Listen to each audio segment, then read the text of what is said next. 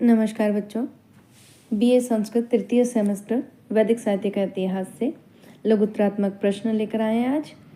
इनके उत्तर किंचित आपको हिंदी में ही लिखने होंगे। पिछली वीडियो के प्रश्न उत्तर जो है वो संस्कृत में उत्तर देना है और इनकी किंचित हिंदी में देना होगा। तो आइए देखते हैं। वेद शब्द की व्युत्पत्ति और अर्थ क्या है? व्युत्पत्ति, कोई भी शब्द कैसे बना है उसकी व्याख्या ही व्युत्पत्ति होती है। तो वेद शब्द ज्ञानार्थक विद धातु घय प्रत्यय से निष्पन्न हुआ है और इसका अर्थ है ज्ञान प्राप्त किया जाना। विद यानी ज्ञान।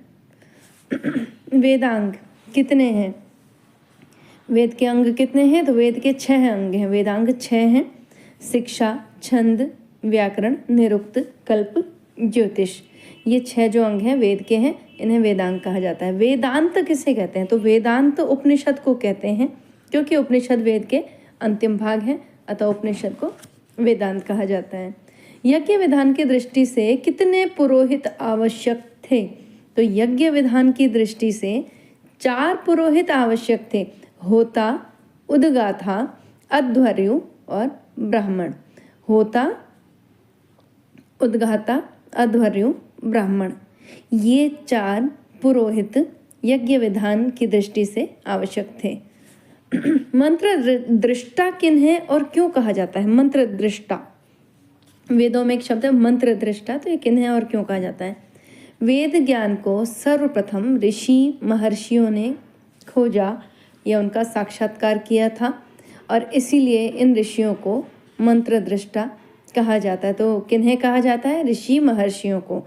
और ऋषि महर्षियों को क्यों कहा जाता है? तो वेद के ज्ञान को सर्वप्रथम ऋषि महर्षियों ने ही साक्षात्कार किया था या खोजा था, इसीलिए इन्हें मंत्र दृष्टा कहा जाता है। वेदों को किसकी रचना माना गया है? वेदों को किसकी कृति, किसकी रचना मानी गई है? तो ऐसा बताते हैं कि वेद ईश्वरीय कृत है, अर्थात अपौरुषेय है, किसी पुरुष के द्वारा, किसी मनुष्य व्यक्ति विशेष के द्वारा नहीं लिखा गया है।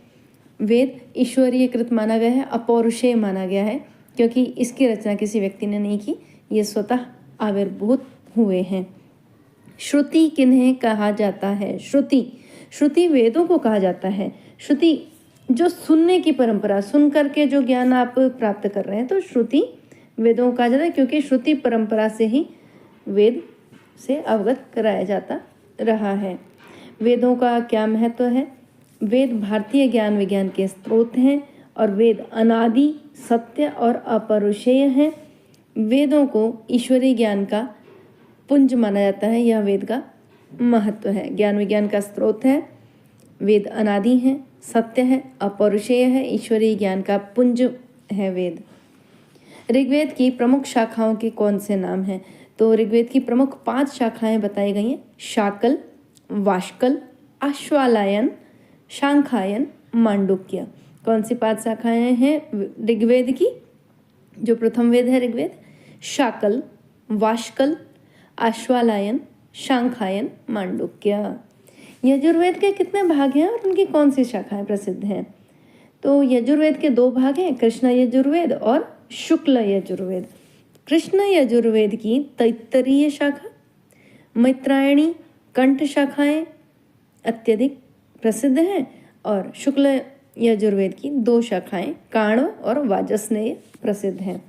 शुक्ल यजुर्वेद में जो 2 शाखा प्रसिद्ध है, काण्व और वाजस्नेय। कृष्ण यजुर्वेद में तैत्तरीय, मैत्रायणी और कंठ शाखा प्रसिद्ध है। रोग निवारक मंत्र किस वेद में संकलित है? तो यह अथर्ववेद में संकलित है। अथर्ववेद में कुल कितने कांड हैं, कितने सूक्त और मंत्र हैं? अथर्ववेद में कुल 10 कांड हैं, 731 सूत्र हैं, 731, और 5987 मंत्र हैं। अथर्ववेद में 20 कांड हैं, 731 सूक्त हैं, 5987 मंत्र हैं। ब्राह्मण ग्रंथों का प्रधान विषय क्या है? तो ब्राह्मण ग्रंथों का प्रधान विषय यज्ञ यागों का प्रतिपादन और उनकी विधियों की ऊहा और व्याख्या करना है। ब्राह्मण ग्रंथों का प्रधान विषय यज्ञ यागों का प्रतिपादन और विधियों की ऊहा व्याख्या करना है। ऋग्वेद में कुल कितने देवताओं की स्तुति और प्रार्थनाएं की गई हैं? तो ऋग्वेद में कुल 79 79 ऋग्वेद में 79 देवताओं की स्तुति और प्रार्थनाएं हैं। ऋग्वेद में सर्वाधिक किस देवता का वर्णन किया गया है? तो ऋग्वेद में सर्वाधिक इंद्र और अग्नि देवताओं का वर्णन किया गया है। तो बच्चों, अगली वीडियो के लिए चैनल को सब्सक्राइब करना ना भूलें, ताकि आपको इस तरह के अन्य लघु उत्तरात्मक या दीर्घात्मक प्रश्नोत्तर यहाँ प्राप्त होते रहें। तब तक के लिए नमस्कार।